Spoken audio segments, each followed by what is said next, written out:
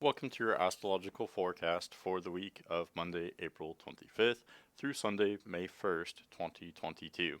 This week is very much a transitional week. It almost looks like the last few months, really the whole beginning of this year, was one phase. And during that phase, from an astrological standpoint, we had no planets retrograde at all. They were all direct. So that would mean that, things were happening in a very linear way. I think there was some confusion on a world scale or political scale, but in most of our personal lives, things were relatively easy to follow, and we experienced a beginning phase, as we often do during this part of the year. Now we are moving into something much different where there's going to be a lot of intense change, and I would typically approach such intense change with a feeling of trepidation. However, in this forecast, it looks generally very positive. I'm still maybe a little bit cautious, but I do have some cautious optimism. And I did draw a tarot card for this forecast, as you can see, and I did draw the sun, which is one of the most positive, optimistic cards. To me, it represents a new beginning, one where you can have fun, you can have some pride and joy. And so it really just reaffirmed the feeling I already had for this forecast that although there is immense change and change does bring stress, generally speaking, this is mostly positive. There are a lot of harmonious energies this week as well. More specifically, though, this week we do have some major headline aspects and events, astrological events going on. Mercury will enter its pre-shadow this week, so that means that Mercury is entering the area that it will eventually retrograde back over. So it's still direct, it's still moving actually very quickly ahead, but it's already in the territory it will eventually go back over when it retrogrades in the near future. Speaking of retrogrades, Pluto turns retrograde this week, so it's the first planet we've had retrograde in a long time. I already said that, but it's kind of a big deal. Again, things have been happening very linearly, very direct. Now, as we have Mercury entering its shadow and then Pluto retrograding, things can be things can be allowing us to be more intuitive, to really tap into some other realms, other energies, being able to tap into our psychic abilities. But at the same time, it can also make things more dysfunctional from a logical standpoint. And with Pluto going retrograde, the outermost planet, this really affects us more on a global level, on a societal level. Things can be more dysfunctional. Things can be happening more behind the scenes as Pluto turns turns retrograde. And then we also have a new moon solar eclipse. This is where it gets really, really interesting, and there is the potential for a dramatic change. Especially you Tauruses out there, you have potential for dramatic change in your personal lives. For the rest of us, this change will be felt mostly economically, financially, through the markets. There's a, a large potential for some big changes financially with this new moon solar eclipse happening in Taurus. And this new moon solar eclipse also really kicks off this eclipse season. So we will get a few eclipses here. None of them will be exact. And what I mean by that is none of them will be total lunar or solar eclipse that will be visible, at least not here in the United States.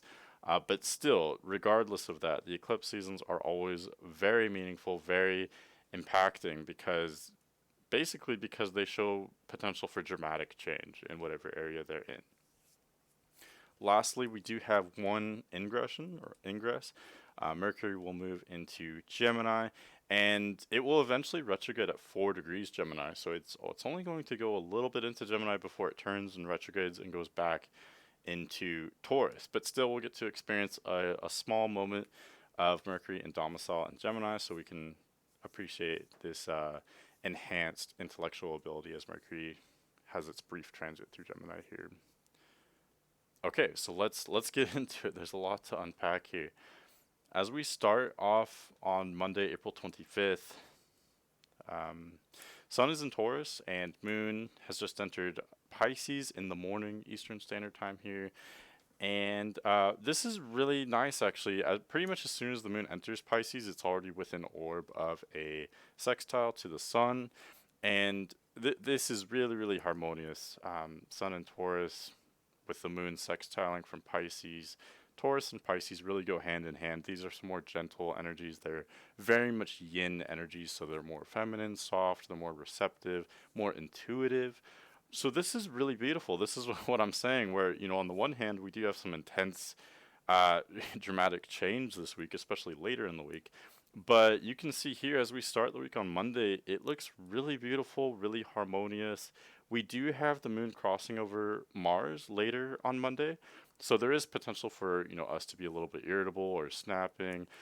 Especially, there's with moon crossing over Mars in Pisces, there can be potential for confusion. So we might be irritated and we might not know why. We may feel like we're being attacked, but we don't know from where or by whom. But this is very brief. Moon is very quick. It will only be an orb of the conjunction to Mars very briefly, I would say. So generally speaking, Monday is very harmonious, but there could be some moments, especially looks like in the afternoon, of confusion or irritability. But other than that, we're generally feeling soft, open, receptive, and very stable with Sun and Taurus and Moon and Pisces. One notable thing on Monday is that Mercury does already enter its pre-shadow. It does so at 26 degrees Taurus. And so this is where my take on it is always that, Mercury is traveling so quick, so fast. We're not intellectually or logically understanding everything. We're not integrating everything. We can't. It's really impossible right now, I would say. We're not necessarily meant to. So there's things happening right now, and for the next week or so, that we're just not going to fully understand or integrate it. And that's normal too. To as we enter an eclipse season too. There's so much kind of chaos, so much confusion. This will take time to integrate. So if you I think if you're aware that you're not understanding everything this week, you're ahead of the game. At least you know that, and that's okay to be there, because once Mercury retrogrades later on, that's where we'll get that opportunity to come back and understand more what's happening at this time. Okay, so that's what we always experience when Mercury is traveling in its pre-shadow. Let's see, and Mercury will travel in its pre-shadow until May 10th when it retrogrades. So we'll get a few weeks out of this actually, where there's just this busyness, there's this quickness, especially later on once Mercury enters Gemini. there's just so much frenetic energy, so much happening. It's impossible to integrate. Going forward to Tuesday, April 26th. Again, Moon is in Pisces. It's no longer making that exact sextile to the Sun, but they are still sextiling by sign. So again, this is really, really beautiful, really harmonious, more yin, feminine, receptive energies, intuitive energies, and especially because we don't have to deal with Moon crossing over Mars anymore. Moon is now approaching Venus, Jupiter, and Neptune, which are all in domicile or exaltation in Pisces. So this is really, really beautiful. I always love Moon in Pisces. I think it's a really fitting energy. Moon is more, receptive and intuitive. It's more emotional, and Pisces reflects many of those same qualities as well. So it's a natural place for the Moon to be in, especially as it makes uh, this sextile to the Sun. It's making a waning sextile. That's the word I was looking for here. As it begins to close out its lunar cycle. Yeah, and then there's even increased harmonious and intuitive um, themes going on as the moon crosses over Venus today. And this is a very Venus-y type of day. Venus is exalted, moon is crossing over Venus.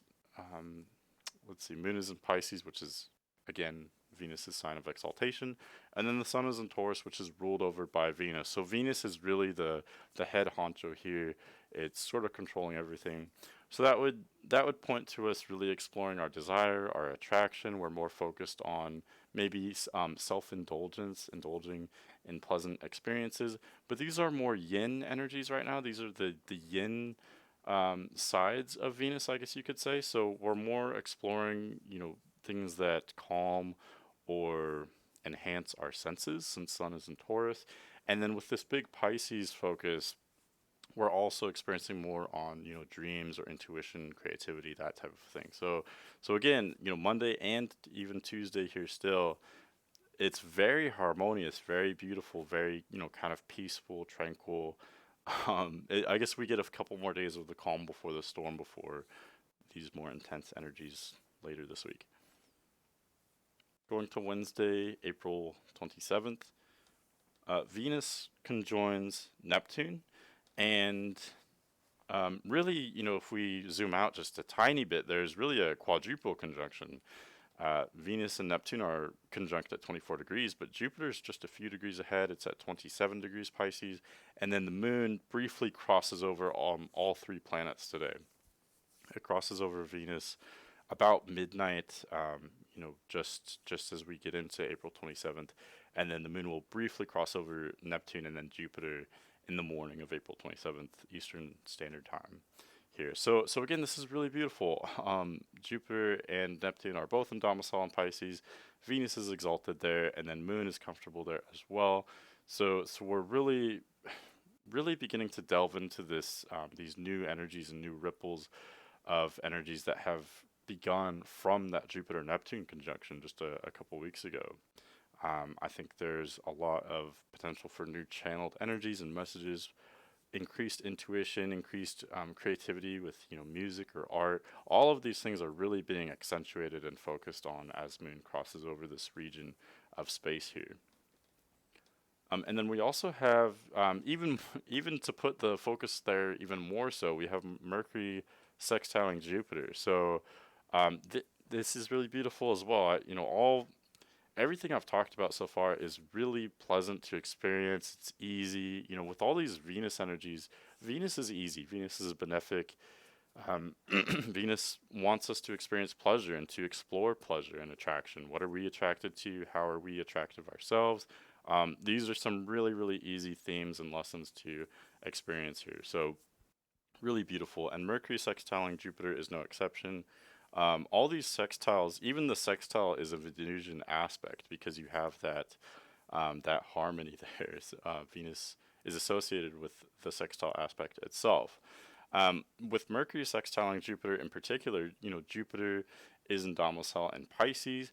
Mercury's not in domicile in Taurus, but like we talked about, Mercury does fairly well there. Taurus is a practical sign. It's kind of a no-nonsense sign. It likes to stick with what it can immediately sense, and Mercury likes to be practical as well. Mercury is how we observe and learn about our reality. So Mercury is very fitting in Taurus, and as it makes that connection, that sextile with Jupiter, I think this is an opportunity to channel in a lot of not only intuitive messages, but also to really understand our reality. That's what Mercury and Jupiter have in common, especially Jupiter in Pisces, which is exploring spirituality and metaphysics, some of the more complex or philosophical topics, and Mercury making that aspect there. It's showing that that's where our focus is mentally today. That we're open to these types of notions or information, and it's really beautiful because we're combining two complementary, different but complementary energies. Jupiter in Pisces, which is more intuitive and focused on the non-physical, more focused on beliefs, I guess, or intuition. But Mercury in Taurus is showing that our mentality, our minds are still very, firmly fixed onto the ground at this time. We're very grounded. So this is really, really beautiful for, maybe going into some complex or philosophical topics, but in a very grounded way. Okay, going to Thursday, April 28th. Mercury trines Pluto today. Mercury is always a chatty planet, so to speak. It travels quickly, so it makes a lot of aspects. Just after sextiling Neptune, now Mercury is already trining Pluto. Now, this I find really interesting because, spoiler alert, Pluto will retrograde on Friday. So we're only a day away from Pluto turning retrograde. And just before Pluto does so, Mercury makes this trine to Pluto.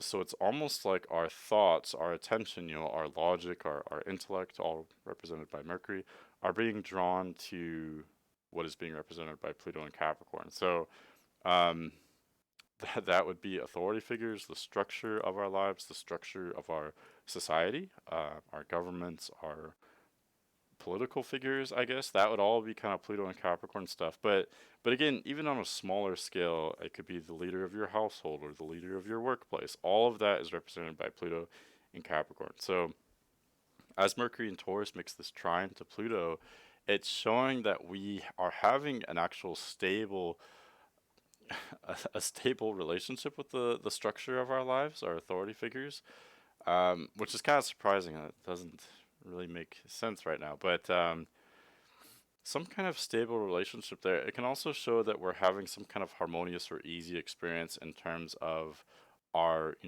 financial structure. So the way we are utilizing our resources or our finances, whatever our limitations are. So a lot of the limitations are the very structure itself. We're sort of limited by government, by rules and regulations, by finances, etc. But this is showing that we're having a positive relationship with all of that, and maybe learning something new. We're able to speak freely about these topics, or learn something really insightful about these kind of arenas of our lives. So that's really interesting. But the especially interesting part is that something about the media or something about how we're learning about these topics actually triggers a massive change that will happen tomorrow on Friday. Um, that's the best way I can put it. Something about how we are managing our resources, or how we're learning about the structure of our reality. Something about that actually triggers everything, and it's like we go into a less active period on a societal level. Um, Something where more is going on behind the scenes. I know that's vague, but that's really the best I can do. This is a strange aspect, in my opinion. Okay, also on Thursday, Moon does cross over Chiron. This is a little bittersweet as well. Typically, when planets cross over Chiron, or make aspects with Chiron, there's a bit of an awkward energy, and I think the reason why it's so awkward is because everyone experiences increased empathy. Uh, One might not associate awkwardness with empathy, but that tends to be the result, as far as I can see, when Chiron becomes involved. I think, as humans, I don't think we're necessarily ready yet to always experience total empathy. We're not like these kind of higher beings where we can meet one another and just completely be able to feel each other's life stories and all that. I don't think we're meant to be there yet, maybe someday. But right now, when we experience increased empathy, it can be difficult. It can be challenging, I think. And especially in Aries, a lot of these things are coming to us in a bit of an abrasive way. So, with the whole time we've had Chiron and Aries since 2018, we've become a lot more self-aware. I think that would be fair to say. But not only that, we've also become aware of each other becoming self-aware. There's a lot of baggage that has come up, again, in a very kind of quick and abrasive way. It hasn't been very delicate. It hasn't been easy for any of us. So with Moon crossing over Chiron, as it winds down on the last part of this lunar cycle, it increases the empathy and the awkwardness, and it's it's almost like it makes our baggage more visible, so we can see our own baggage, we can see each other's baggage more. And although that can be hard, it can be challenging, it can be uncomfortable, it can also be an opportunity to increase understanding there. Maybe just with ourselves, maybe between us and other people. Um, it can be psychologically beneficial, I guess, or therapeutic. Going to Friday, April 29th. Pluto retrogrades at 28 degrees Capricorn, as I mentioned. So again, Pluto is the outermost planet. As you go farther out from the sun, the planets more and more become, their themes become abstract and holistic. So there's more abstract ideas, and they more pertain to, the entire species, or, the entire society or the globe, rather than the individual. Of course, we all each have our own experiences with these, but for Pluto, especially in Capricorn, I really see this applying more to the big picture. So on a big picture scale, there's a tiny bit less happening in a visible, visceral way. So, especially like government type actions, like I said, Pluto and Capricorn really pertains a lot to government and structure, authority figures. So they may have the propensity to do a lot more behind the scenes that we may not know about until much later. Um, it's not necessarily that there's less activity, it's just that there's less activity we can immediately sense.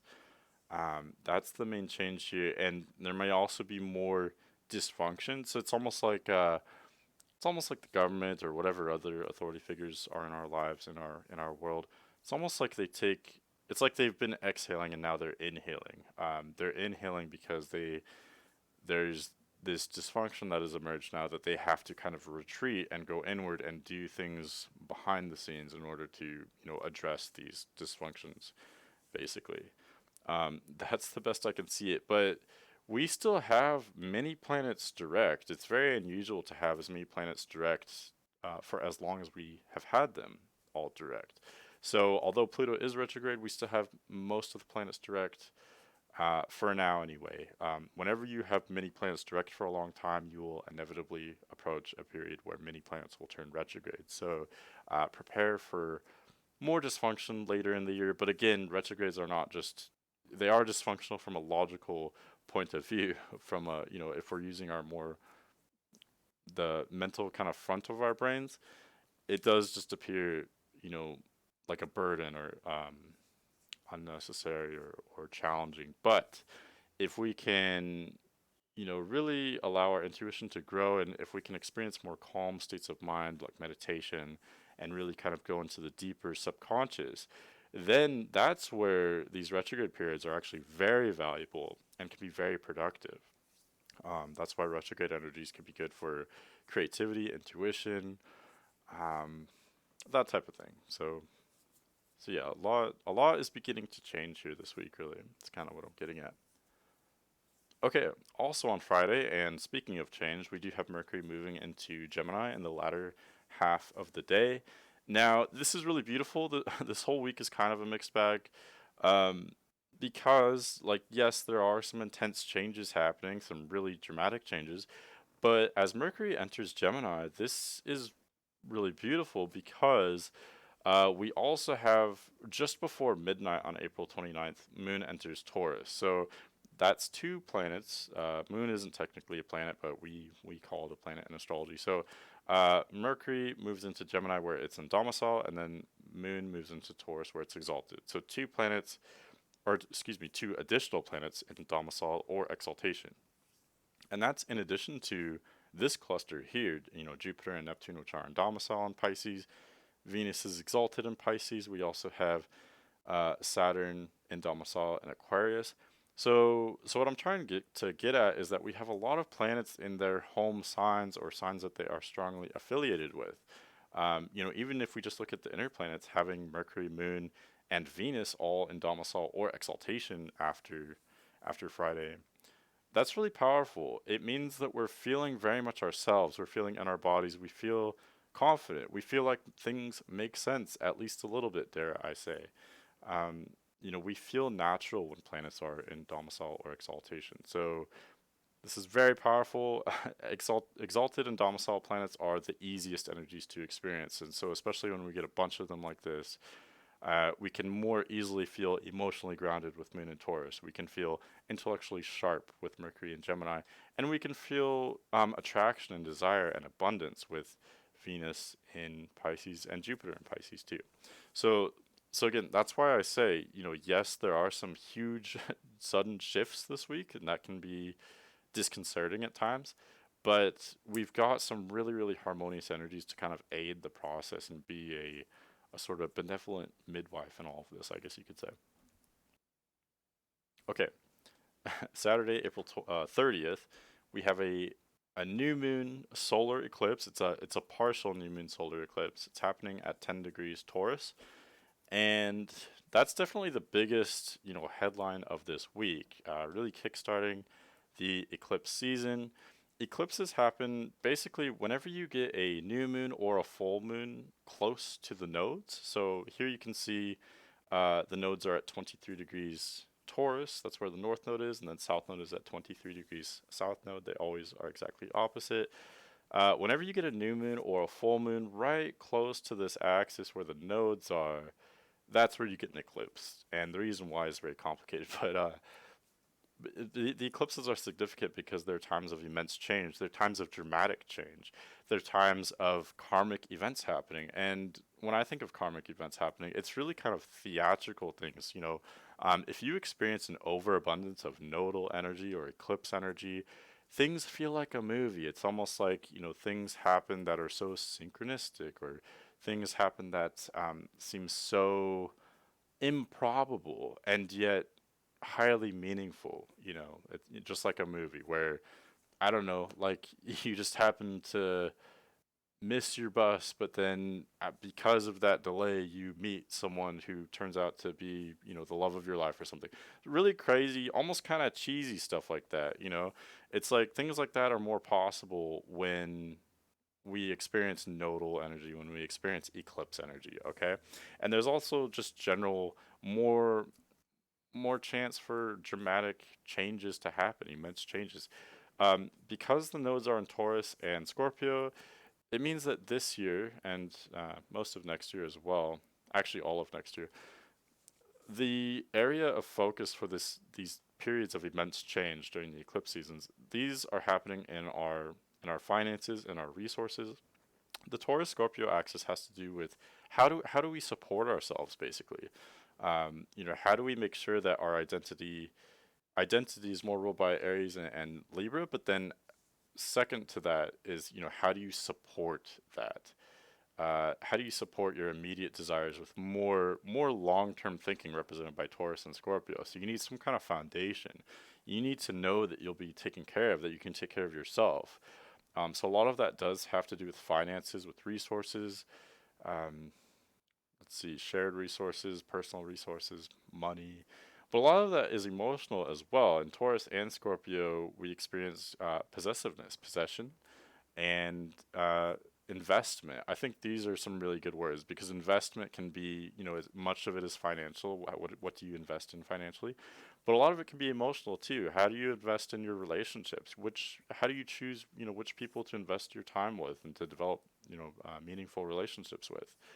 What people do you take care of, or what people take care of you?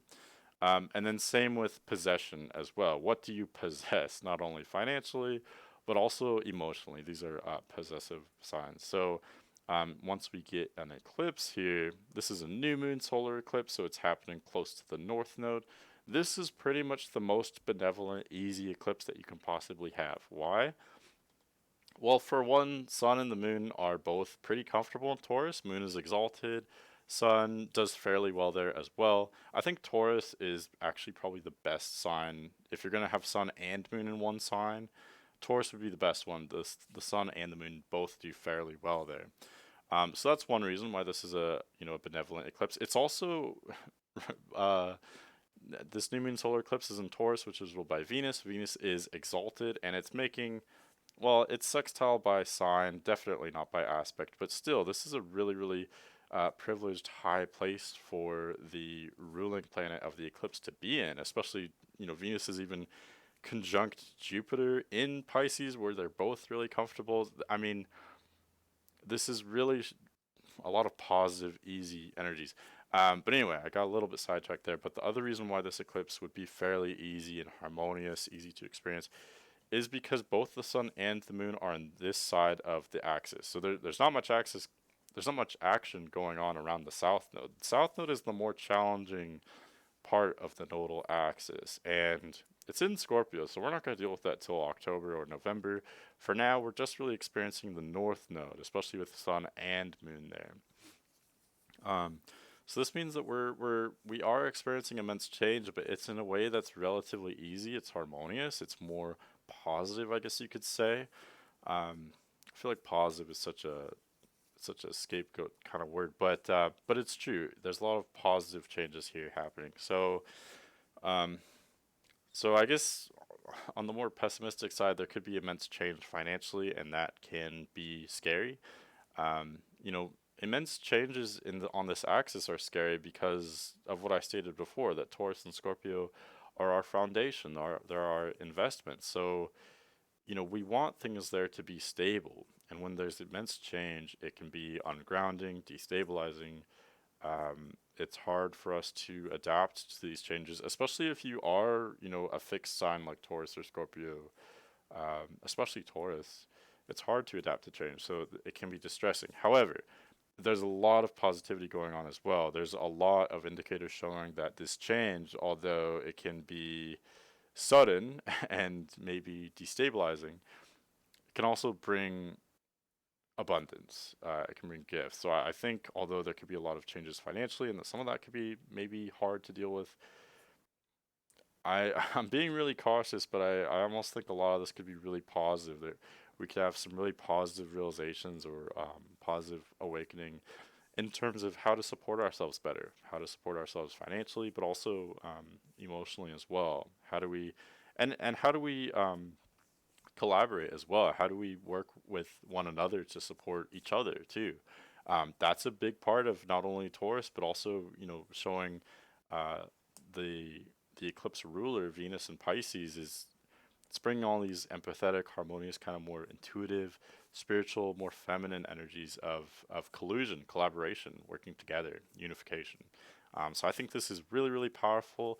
On a more general level, this is also really beautiful for just being, I don't know, whether you want to explore your like intuitive spiritual side, this would be really great for that. Maybe grounding in some new consciousness or learning some new emotional exploration. But this would also just be good for creativity as well. If you do any kind of artistic type of thing, or even if it's not a creative artistic endeavor, if you just need some kind of new inspiration for something you're working on, this would be really really great for that. So I think especially if we can kind of go into these slower states of mind on Saturday where we just allow ourselves to rest or to kind of just slow our minds down so we're more receptive to whatever information may come or whatever feelings may come. I think that's I think that would be the best approach to take here because there's immense potential there on a intuitive and spiritual level with this eclipse. Okay, and then I did touch on this, but Venus does conjoin Jupiter at the same time, which is super crazy. This you can't really get much of a more, I don't know, optimistic or fortunate conjunction or aspect than this. Why? Because, and I touched on this too, but Jupiter's in domicile in Pisces, that's very strong there. Venus is exalted in Pisces, it's also very strong there, maybe even stronger since it's exalted. And both Venus and Jupiter they're the two like kind of biggest benefics, not literally, not physically, but they're the biggest benefics in terms of they're the easiest planets to work with. They both bring abundance, expansion, I guess. Jupiter's more expansion, Venus is more pleasure and desire, but especially with both of them in so strong here in Pisces, this is really, really beautiful. It just shows general abundance, general desire and attraction, but especially spiritually, emotionally, in terms of kind of reaching out into understanding our reality better on a more spiritual way. It's not so much the cerebral mind or the logical mind. It's more just kind of having a feeling of knowingness. There was a Pisces that once told me, like, you don't always have to figure everything out. Sometimes you can just appreciate the beauty of something without fully understanding it. And although that's a topic that is difficult for me to embrace, I definitely understand where that person was coming from for sure. So when I say, this aspect can can guide us or suggest that we are to understand our reality better. This isn't Virgo or Gemini. It's not so much Mercury. Mercury may play a part in it, especially in Gemini. We are thinking clearly at this time, but that's not so much what I'm talking about here. It's more just a knowingness, just knowing that things will be okay. Just setting aside our intentions and knowing that they will come into fruition because we have that power. Basically, we have the power to create with our mind. Things of that nature. These are more beliefs, intuition, etc. A knowingness of reality rather than a figuring out logically, especially like Googling or something like that. This is, a knowingness that comes from within. It's not a, mentally trying to figure stuff out that comes from somewhere else. Lastly, Sunday, May 1st. I can't believe it's May already. That's just crazy. But Sunday, May 1st, Moon is still going through Taurus. It crosses over Uranus very late on Saturday night. So we're still kind of rebounding off of that early on Sunday. It just brings more kind of Uranian, more unpredictability into the mix. But this is already a really unpredictable time. This week is so strange because there's so many harmonious elements, so much abundance, good fortune, but there's also so much sudden change. So I'm almost, maybe that says something about where I've come from, and I think how a lot of us feel, that we are almost cautious when we see a time that could be really, really abundant or pleasurable. I don't know why. Maybe it's the trauma. I'm not sure, but I think hopefully we can embrace this though, and be, come from a place of groundedness. Of course, it's Taurus season after all, and this is a Taurus new moon solar eclipse. But we can come to these energies from a place of groundedness, but also willingness to explore this newfound abundance, or this potential for abundance and for pleasure. But anyway, on Sunday we do have Venus sextiling Pluto. Really interesting. Venus is about to leave Pisces. Jupiter is too, and that's going to be a really big deal a little later on here. But right before Venus leaves Pisces, it does make the sextile to Pluto. So, man, this is so crazy. So it shows that just after the eclipse and just after Pluto has recently turned retrograde, Venus makes this positive, harmonious sextile here. So I think there's going to be some kind of positive change with the structure of our government or of our world. I think maybe the positivity is just of the structure turning inward, because it shows that I think the governments or whatever they really are truly, I don't want to say imploding necessarily. I don't think it's that severe or dramatic, but they are retreating inward. They're retreating into their shell. So I think there may be some kind of positive developments that rebound from that retreating that these sort of higher up people are doing. And there could also be maybe a positive lack of structure on those upper echelons as well. So maybe we are experiencing less strict rules at this time, or more freedom, I guess, dare I say. And I'm just saying this because of the combination of Pluto retrograde, which would show that the authority figures are retreating inward. They are experiencing a period, at least from our perspective, as being less physically active. But then also Venus in Pisces, which is very unstructured, but also brings abundance and generally pleasurable things, making that harmonious aspect. So I don't know, maybe an absence of structure, but one that brings fortune, abundance, freedom, that type of thing. That's the best I can kind of say about that. But that is my take on this week. This week was a really interesting forecast. I hope this helps you to feel like it's not just so random and chaotic, because although it is chaotic, it's not random. There is intelligence in all of this. Next week, though, a lot is changing. We have Venus moving into Aries.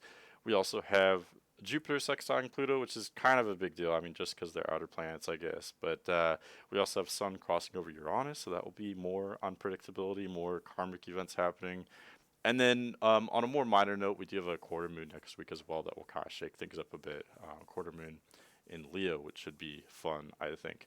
But yeah, that's my forecast for this week. So thank you for watching or listening, and I truly hope you have a great week. And I don't know, I hope the best case scenario happens for you from all of these kind of crazy energies.